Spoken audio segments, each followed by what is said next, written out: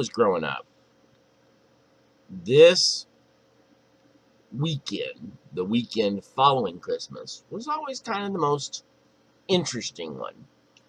Because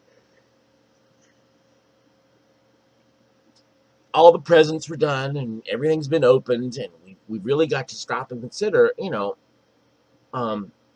what our unwrapped presents, what really was important with that weekend. And now that the gifts are unwrapped and the family's come and gone and Christmas is over, you ask yourself, well, did I get the perfect gift, or did I give the perfect gift this year? That seemed like that was the ultimate question. I remember when I was 13, or actually 12, one of those Christmases that we had, well, before my father was gone, my mom and dad, we had gotten our list. You always come up with what you want and all that stuff. And I had somehow in my head that I wanted a color television set. I was 12. And so I asked for that. Or if I couldn't have that, I wanted a chemistry set. Well, my parents were wise enough to realize that giving me a chemistry set was probably not a good idea. I was probably likely to burn down the house or blow up something. So instead, they arranged to get me this RCA 19-inch color television set. I remember that because I had that TV until I was well out of college. In fact, I had it my first couple years in seminary back in 85, 86. But here's the amazing part about all that. You see, on the day I got that TV, it was Christmas morning. I got up, ran into the living room, all excited because I was looking for the ultimate gift, the thing that would make my life. And there wasn't anything under the tree. Oh, there were presents, all right. I had socks from my grandmother, and grandparents always think that socks and underwear are the ultimate gift. Somehow they miss the fact that little kids don't really care that much about socks and underwear. But anyway, I was 12, and I tore through the presents. Got some good stuff, I'm sure. I couldn't tell you what it was. Got to the end of it, and everybody had gotten, my sisters got what they asked for and everything, and there was nothing. I had nothing. And, well, as far as I was concerned, it was nothing. But then my mom looks at me and she says, we weren't able to get the TV, but we did get you this. And she hands me this little bitty box. And I figured, even if they couldn't get it, they would at least put something under there. But so I opened this little box, and all it says is a little piece of paper, and it says, go look in the closet. So I go in the closet, and then another piece of paper, and for the next 45 minutes, it wandered me all over the house, in the basement, the kitchen, dining room. It was like a treasure hunt. At the end of it, it said, go look under your bed. So I looked under my bed, and there was a pair of car keys with a note that said, look in the trunk of the car. So I got to get dressed, get my clothes on, get dressed. Dad follows me out there. I open the trunk, and there's the TV in the trunk of the car. Now, I remember that because, to me, at that point, that was the ultimate gift.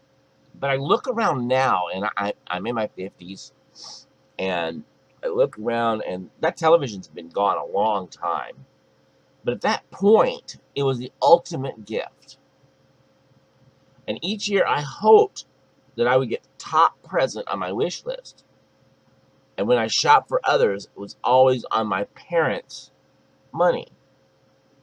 So, somehow or another, I think that we miss what the ultimate gift should be. And I wonder sometimes if we were to really consider it and we put a present under the tree in Jesus' name, what do you think he wants as his ultimate gift? What would be the perfect gift for Jesus Christ? And as we continue our series of messages, we finish getting in tune with Christmas. I want to explore that question. So we're going to be looking at Matthew chapter 2, verses 1 through 23. And if it's on the board behind me, and I know it's a little hard to read, I didn't think about that when I wrote it, when I put the slide together. But if you can't read it, part of the text is in your note card.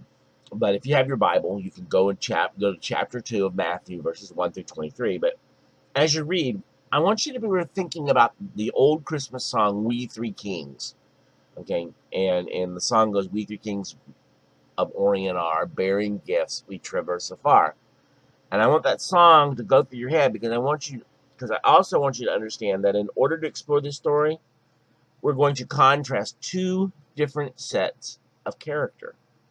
We're going to do some character study, and I want to look at some history to help establish context and to help us dive deeper into the narrative. Okay? And I'm sitting here thinking, oh man, not history. No, man, I don't want to study history. Okay? And it might not be your favorite subject. And I'll be honest, I'll confess that it is mine. I was a history teacher. I taught high school history. Yes, I know, I'm horrible. But I think that as we look at the history behind the narrative, I think we'll discover some important clues as to who the different characters are on the inside. And in doing so, I think that gives us some context about who we are to be on the inside. So go to Matthew 2, chapter 1 through 23, verses 1 through 23, and read along with me if you can. So Matthew 2, verses 1 and 2. Chapter 2, verses 1 and 2. After Jesus was born in Bethlehem in Judea during the time of King Herod, Magi from the east to Jerusalem and asked, where is the one who has been born King of the Jews? And we saw this star when it rose and have come to worship him. So, who are the Magi? Where do they come from? You know, it says there that it came from the east. What is a Magi? And basically, what does that all mean? Now, I know that in the song it says, we three kings of Orient are. Okay, so I think part of the reason that we've come up with that whole concept is because there's three gifts. And so because there's three gifts, you know, there's three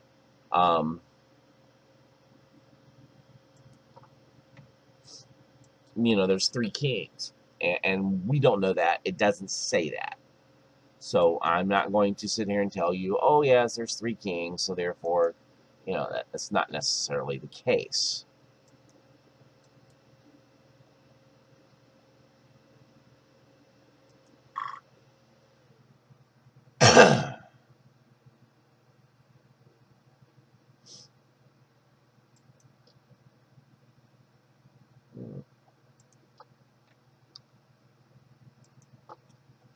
So Matthew simply says they're from the east.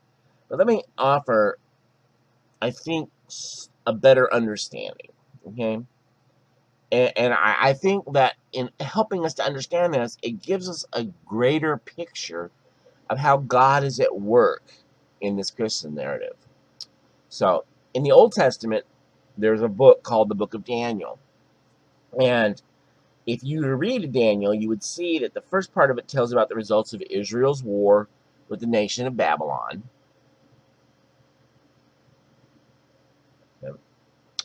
It tells us that Israel is defeated in battle and Jerusalem is destroyed. And the king of Babylon, a guy named Nebuchadnezzar, removes the best and the brightest of the young people from Israel to make them servants, to teach them Babylonian, and to teach them the ways of the kingship, and to kind of turn them into Babylonian servants of the king. It's one of the ways that they unified the kingdom, was that they would kidnap the royalty and the best and the brightest of every country they captured, and they would bring them to Babylon, and they would basically teach them the Babylonian religion and the Babylonian culture, and they would convert them to Babylonian. And so Daniel is one of those young men taken into captivity, and we read that and we see that in Babylon, Nebuchadnezzar had men in his kingdom who he called wise men, which is the word magi. Okay, they were his advisors. They were his spiritual and political advisors. And one night, the king in the book of Daniel has a dream, and he calls his magi to interpret it. And none of the magi were able to tell him what it means, but Daniel is able to interpret the dream. And so Daniel is promoted and made the head magi. And through that event and a series of others, Daniel becomes elevated to be the highest ranking non-royalty person in all of the kingdom of Babylon. Okay? And it's important to realize in the later part of Daniel, we come across some prophecies that Daniel tells about. Some of them are about the coming Messiah in Israel. And now remember, this is an Old Testament book, and it records events that take place 600 to 1,000 years earlier than the story we're looking at right now. Now, move to modern day and look at a modern map, and you will not find the nation of Babylon. Okay? It's not there. Babylon doesn't exist anymore. It ceased to exist after it was captured by the Medes and the Persians, while Daniel was still the head magi.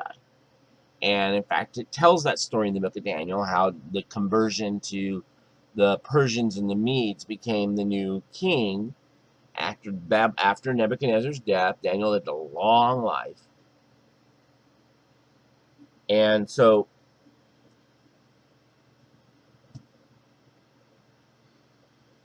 you're not going to find it. Babylon is where modern-day Iraq and Iran are.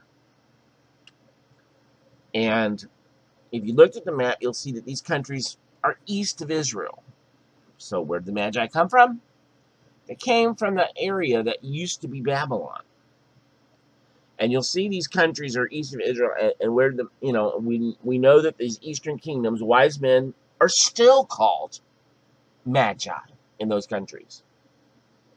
And we know that in those days, at the time of Christ, wise men were still used.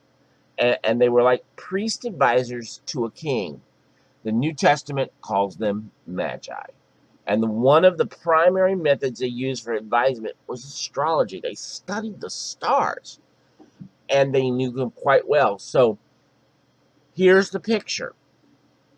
I believe they're studying the stars, and they see one they had never seen before, and it's not in their charts, it's not in their star maps.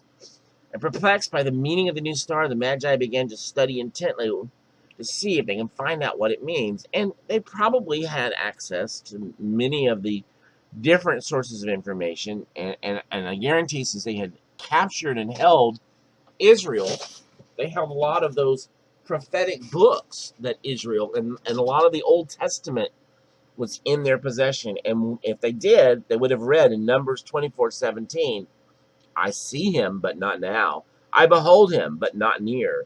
A star will come out of Jacob. A scepter will rise out of Israel, and he will crush the foreheads of Moab, the skulls of all the people of Sheth.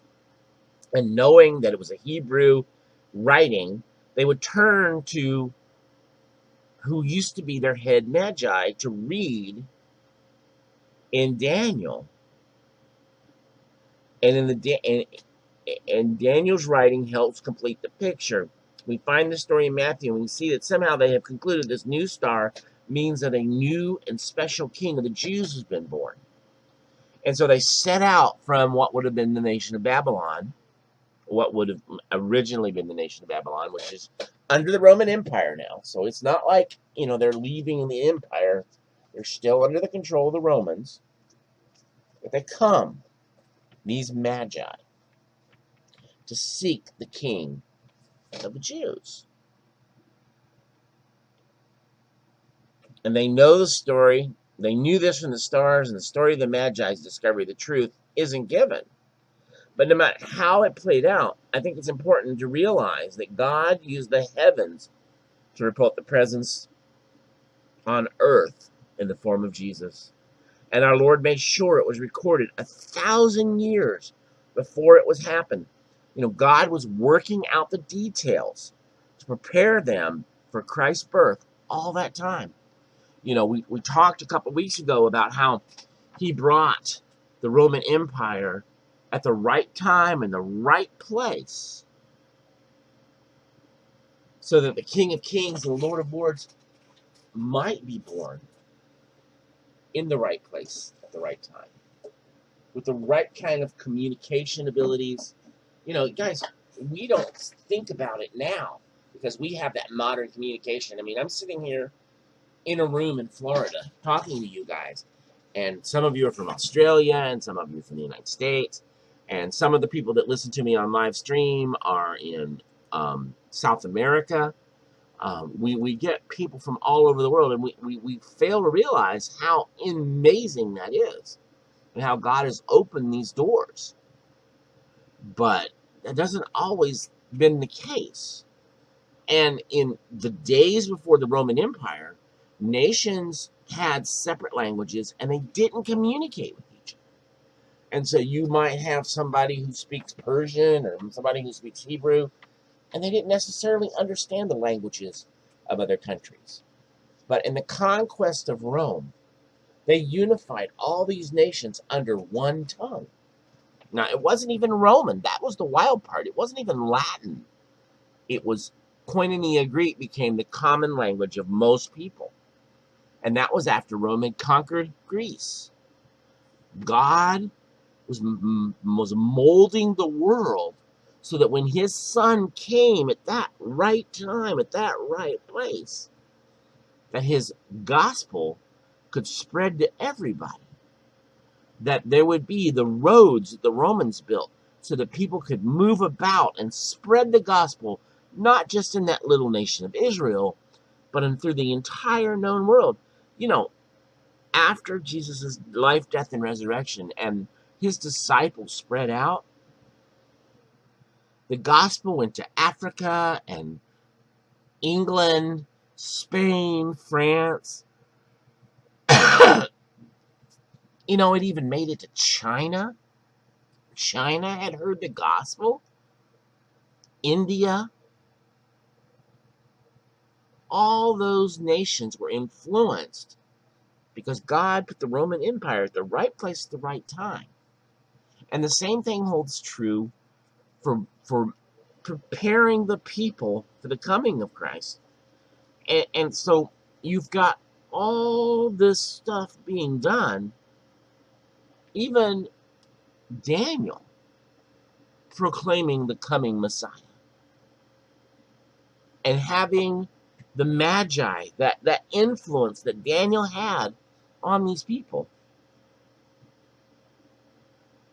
From that history 1,000 years earlier.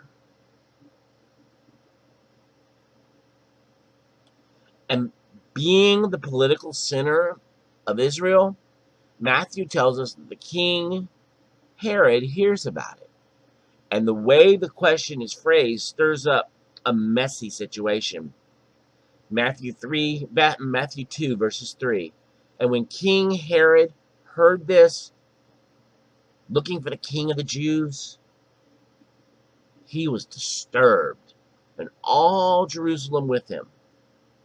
Herod got blindsided by the question of the Magi, and he doesn't know the answer, but he knows who will, and so he calls in his religious leaders of Jerusalem. And in Matthew chapter 2, verse 4, we hear, and when he had called together all the people's chief priests and teachers of the law, he asked them where the Messiah was to be born. In Bethlehem in Judea, they say, for this is what the prophet has written. But you, Bethlehem, in the land of Judah, are by no means least among the rulers of Judah. But for out of you shall come a ruler who shall shepherd my people, Israel. And when Herod called the Magi secretly and found out from them the exact time the star had appeared. Now, I want you to understand something. Herod is not innately religious. Okay? He was a very, very evil man. And it's kind of like, if you got somebody asking a lot of questions about the, and if you've ever watched one of those crime shows, where they have the detectives and they're, and you get a suspect who who's always wanting to know what's going on, it usually means that person's guilty. Because people are guilty, they get paranoid about being caught, and so they often are the ones who want as many details about how the case is going. And so when we read about Herod asking questions and having secret meetings, it is not out of curiosity. It is not out of a desire to truly worship King of Kings and Lord of Lords. He has a different means and a different reason for wanting information about what's going on. You see,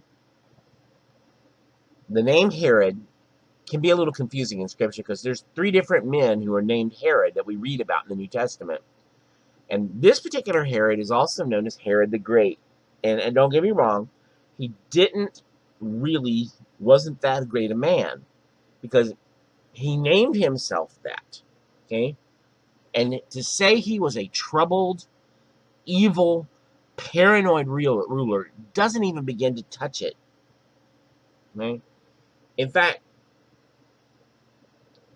he called himself great because he did all these building projects in Judea, including the restoration of the Jewish temple. And it was said that his temple construction has been even more grand than the original built by King Solomon. And he didn't do it all because he was religious or because he really cared about the people. He rebuilt the temple because he believed it would protect his throne by placing influential Jewish leaders by rebuilding their place of worship. You see, Herod was a puppet king of Rome, and Rome did not tolerate rebellion. And he knew that if rebellion took place, governors and kings of those rebellious people often paid for it with their lives. So Herod the Great was quite paranoid about anyone trying to take away his crown. In fact, history tells us that whenever he became suspicious of a threat to his throne, he would have that person or people executed and put to death. And absolutely no one was safe. This included any rabbis who dared to become popular. Herod even killed members of his own family. His two oldest sons, he believed were plotting against him, and he had them executed. His wife, he believed, was plotting against him to overthrow the kingdom, and he had her strangled. Even his daughter was beheaded because he suspected that she might be plotting against him. This was not a nice guy. In fact, the emperor of Rome, Augustus Caesar no less, said this about Herod: better to be Herod's pig than to be a member of his family. The emperor of Rome even knew that it was dangerous to be associated with Herod because Herod was so unstable that he would kill anyone who even just suspected.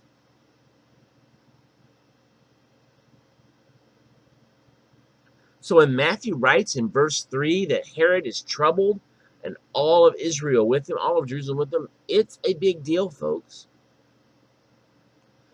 You see, when Herod is worried about his throne, Jerusalem has just as many worries. You see the Magi's question, where is the King of the Jews? Could possibly impact what's going to happen in this story. So Herod invites the Magi for a secret discussion, and then he sends them off to Bethlehem with special instructions to come back and tell him. In fact, in Matthew 2, verses chapter 8, he says, "Go and search carefully for the child, and as soon as you find him, report to me so that I too may go and worship him."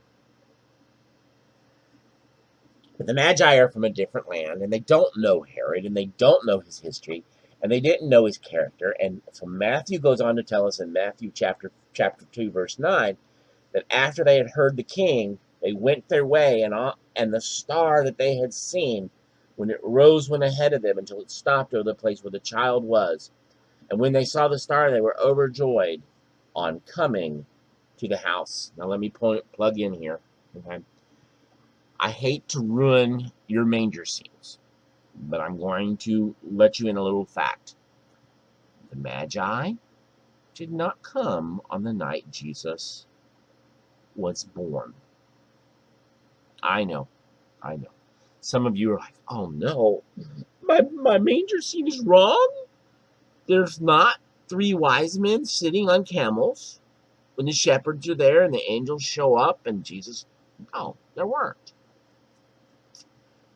Couple reasons we know this. Number one, the New Testament uses the word child in the original language, not infant. Okay? This is not a newborn baby.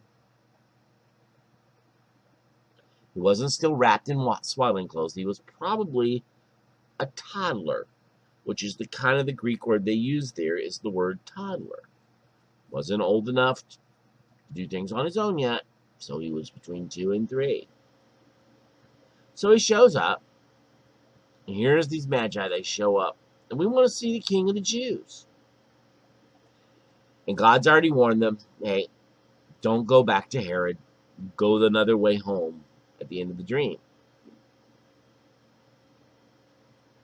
So Jesus is a toddler. They're no longer at the manger. They're living in a house. Now, the reason, and you remember all this, because the census is not going to happen in a couple hours. Okay?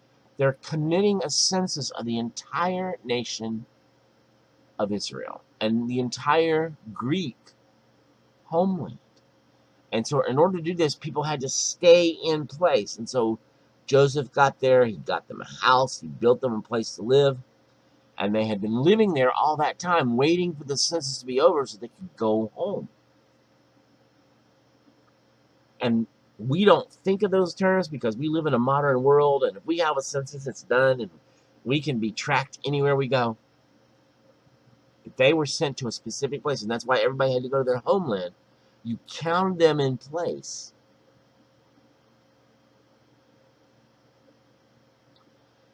We don't do that. We have that all in modern, but they couldn't do that. And so Joseph knew that when they got there, they were going to be there a while. And so he had built them a house. He was working as a carpenter. And, he's got this toddler running around the house. He's not even 2 yet, maybe close to 3.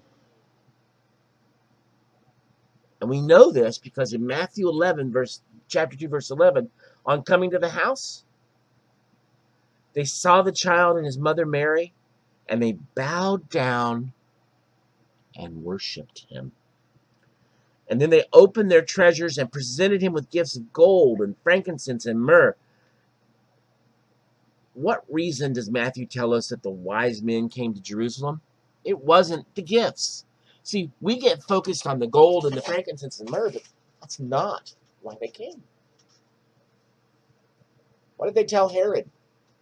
We came to worship the new King of the Jews. We saw the star when it rose, and we have come to worship him. Now the search is complete. We found the child, and verse 11 tells us what they did. They worshiped him. We saw the star, and we've come to worship the new King of the Jews. And so when we read the Christmas story, we get lost in the presentation of the gifts, the gold and the frankincense and myrrh, and now make known mistake that those who've been valuable treasures worth a small fortune, these men's first response isn't to open up their worldly treasures, it's to open up their hearts, to bow down and worship the King of Kings and Lord of Lords. And in the openness of their hearts that led them to open their treasure. Okay, it was their hearts that led them to dig to find out the meaning of the star. It was the openness of their hearts that led them on this tremendous journey. It was their hearts that led them to rejoice and worship. Their first gift before any other was to bow down before the king and offer him their worship out of an overflow of their hearts. Just like us. When we're confronted with the King of Kings and the Lord of Lords, when we come into the presence of the Most High God, our lives should reflect the King of Kings and Lord of Lords.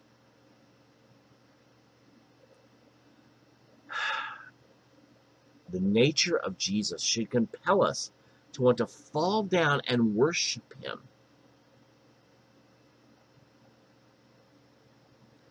So the Magi get warned in the dream not to go back to Herod, and the Magi return to their country praising and worshiping God by another route.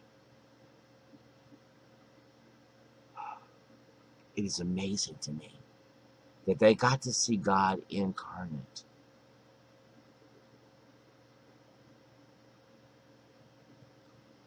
And so there lies our story, folks. So let's look at their character, because I think it applies to us. And in the midst of all this, Joseph gets another visit from the angel. And the angel of the Lord appeared to Joseph, and he said, "Get up and take the child and his mother and escape to Egypt. Stay there until I call for you, for Herod is going to search for the child to kill him." So he gets up and he takes the child and his mother during the night, and they flee to Egypt. And there he stayed until the death of the Herod. And so was fulfilled what the Lord said through the prophet, "Out of Egypt I called my son." Now, let me pause there a moment. Joseph's a carpenter. They're not rich people. How is he going to afford this move to Egypt in the midst of all this? To hide out, to get away from Herod? Well, God's already worked that out. See, God's already provided the gift. He gave him gold and frankincense and myrrh.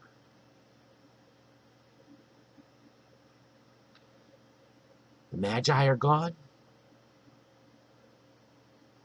And now the King of Kings and the Lord of Lords is here. And so they go into hiding in Egypt because they know what God knows what Herod's getting ready to do. So he gives them gold, frankincense, and myrrh. Now, I always find it amazing that 2 of the 3 gifts are funeral spices for royalty.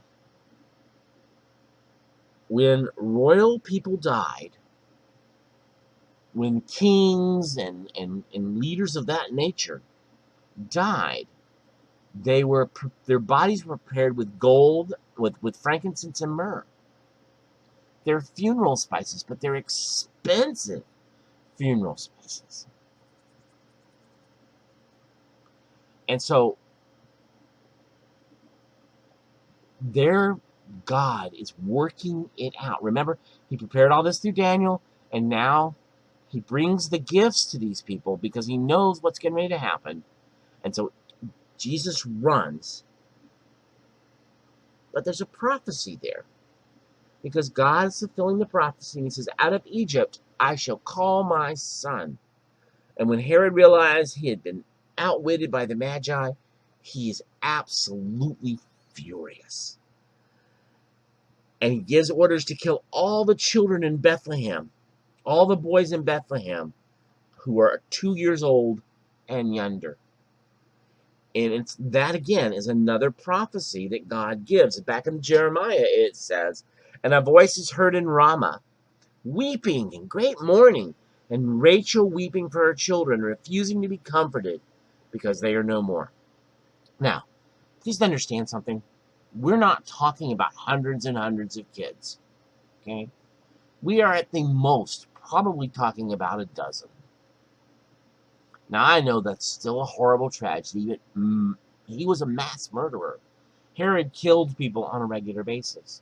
And to make sure that he got the King of the Jews, he wanted to make sure that Jesus So anybody under the age of who Jesus would have been, a little boy, died. He didn't kill the girls. He only killed little boys, and they were all under the age of 2. At most, it was probably about a dozen kids.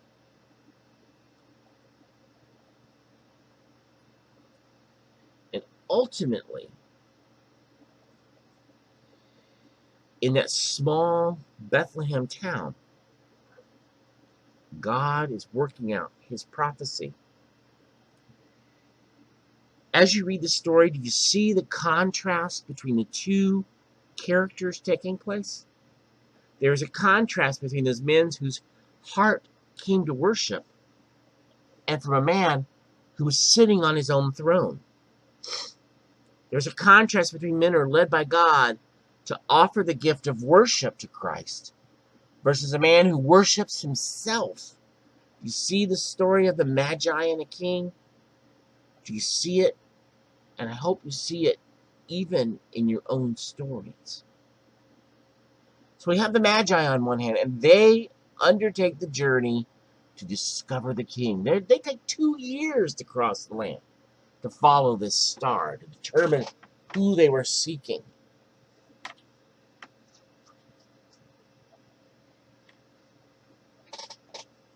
It is a truth. It is truth-oriented. It seeks to find it. It seeks to learn it. It seeks to know it. On this journey we call life, are you and I really seeking to discover the king, to fall down to worship him? And when it gets into the king's presence, a heart that is focused on worship rejoices, is excited, it is amazed. There is an amazement that should take place when we approach the King of Kings and the Lord of Lords. And there is a celebration that takes place. Rejoice is a form of the word joy, and it means contentment in who Jesus is. It is not based on circumstances. In the midst of grief, and we can still experience joy.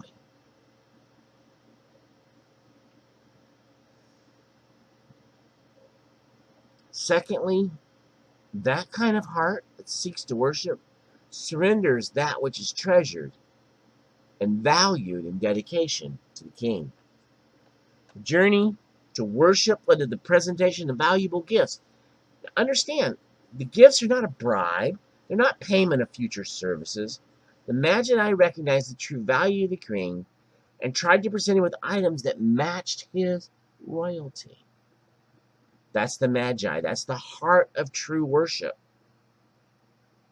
They came to worship. That was their ultimate gift. In a sense, that was kind of their version of my TV set. They came to offer themselves in worship. And then they give them the gold and the frankincense and the myrrh, and they take all this.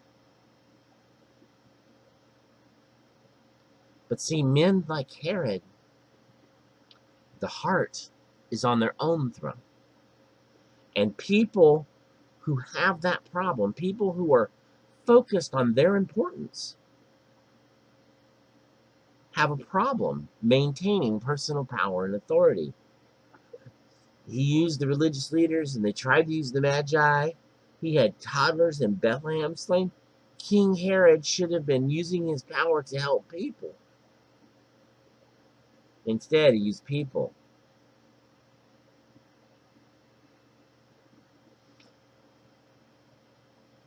He used the people to protect his power.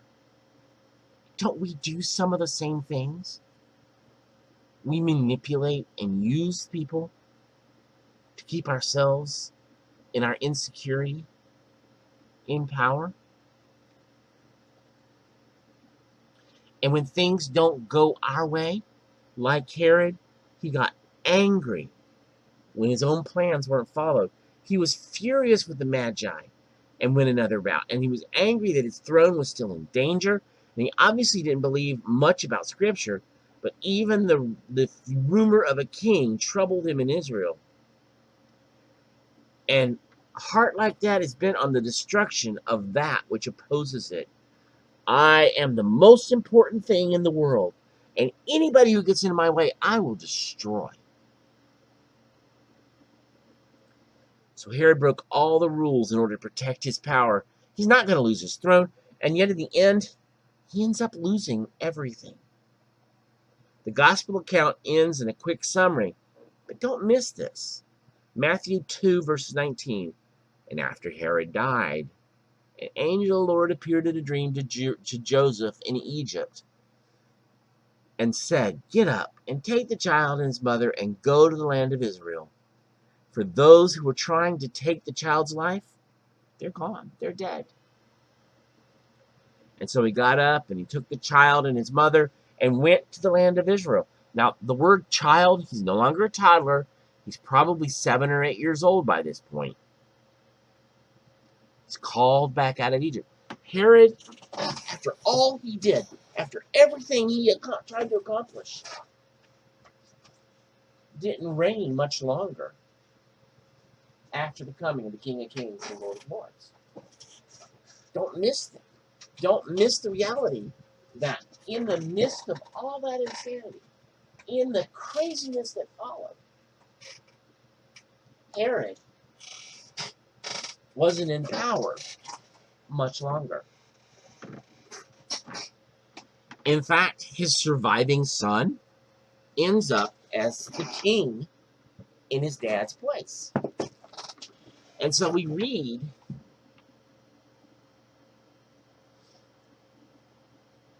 in verse 19, an angel of the Lord appeared to dream in Joseph in Egypt and said, you can go back. The people who are trying to kill the king, the kid, the King of Kings and the Lord of Lords, they're dead. So he gets up and he takes the child and his mother and he went back into the land of Israel. And then they realize that Herod's youngest son, Archelaus, is now Herod, the king. And so Archelaus is reigning in Judea in place of his father, and he was afraid to go there, having been warned in a dream. He withdrew to the district of Galilee. And again, this is God working out his plan. Because we read that it's a fulfillment of what was said to the prophets, that he would be called a Nazarene. And you see it in verse 19, what happens to Herod? He dies, and in the end, Herod did not hold on to his throne. It went to someone else. And I think there's a lesson to that. No matter how hard a person tries to protect his or her throne, there is a point where the throne is vacated and given to someone else. And Herod's ruthlessness, Herod's desire to be the king above all else, eventually led to Herod's downfall, to Herod's destruction. In our own journey of life, we can either take place either by choice or by force. It will take place either in life or through death.